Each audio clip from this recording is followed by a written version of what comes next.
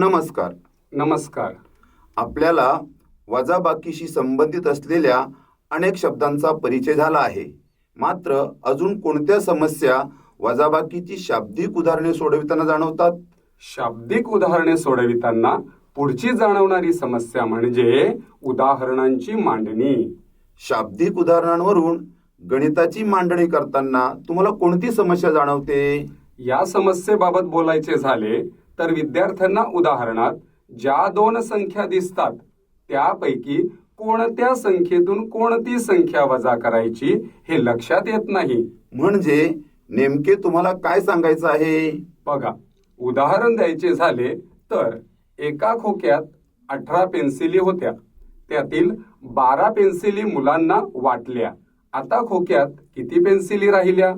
या उदाहरणात विद्यार्थी गणिताची मांडणी करताना 18 वजा 12 ऐवजी 12 वजा 18 असे करण्याची शक्यता असते. बरोबर, असे होऊ शकते. मग यावर उपाय काय करता येईल?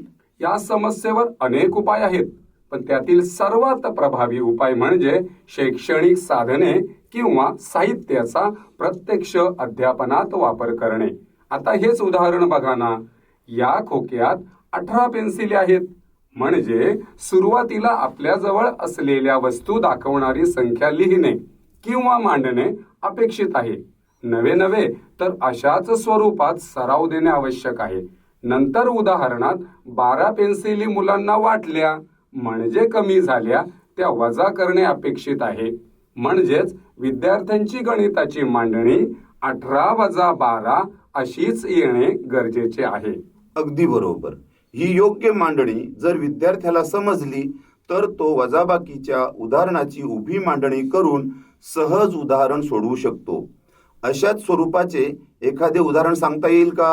हो, नक्कीच सांगता येईल. हे बघा, माझ्याकडे बरणीत 9 चेंडू आहेत.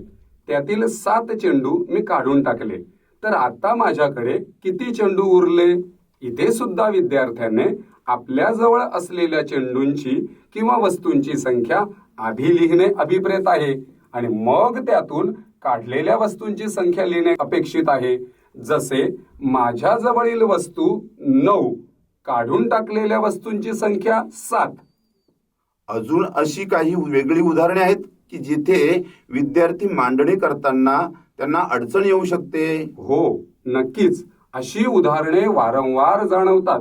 जसे बघा, साहिलकडे 5 गुलाबाची फुले आहेत आणि सलोनीकडे 7 गुलाबाची फुले आहेत. तर सलोनीकडे साहिलपेक्षा किती फुले अधिक आहेत? या उदाहरणात विद्यार्थ्यांकडून मांडणी करताना कोणती चूक होऊ शकते? बघा, पहिली चूक अशी होऊ शकते की सलोनीकडे किती फुले अधिक आहेत हे वाचल्यानंतर विद्यार्थी सलोनीकडे असलेल्या फुलांची संख्या उत्तर म्हणून देऊ शकतो. म्हणजेच सलोनीकडे 7 फुले अधिक आहेत असे तो म्हणू शकतो. अजून कोणती चूक अशा उदाहरणात विद्यार्थ्यांकडून होऊ शकते असं तुम्हाला वाटते? इथे विद्यार्थी उदाहरणातील पहिल्या संख्येतून दुसरी संख्या वजा करण्याची मांडणी करू शकतो. जसे की 5 वजा 7. बरोबर. अजून असेच एखादे उदाहरण शब्दाच्या संभ्रमावरून विद्यार्थी चुका करू शकतात असे उदाहरण देता येईल का? हो, नक्कीच. बघा, रमेशकडे 7 गोष्टींची पुस्तके आहेत आणि माधवकडे 9 गोष्टींची पुस्तके आहेत. तर रमेशकडे माधवपेक्षा किती पुस्तके कमी आहेत? मग इथे विद्यार्थ्यांची काय चूक होऊ शकते असे तुम्हाला वाटते? बघा, या उदाहरणात देखील रमेशकडे किती पुस्तके कमी आहेत हे वाचल्यानंतर विद्यार्थी रमेशकडे असलेल्या पुस्तकांची संख्या उत्तर म्हणून देऊ शकतो. तसेच मांडणी करताना देखील पहिल्या संख्येतून दुसरी संख्या वजा करू शकतो. जसे 7 वजा 9. अगदी बरोबर. मित्रांनो, शाब्दिक उदाहरणांची मांडणी करताना विद्यार्थ्यांकडून होणाऱ्या चुका समजून घेतल्या यासाठी आपण मांडणीचा भरपूर सराव करत राहिल्यास या चुका टाळता येतात. धन्यवाद. धन्यवाद.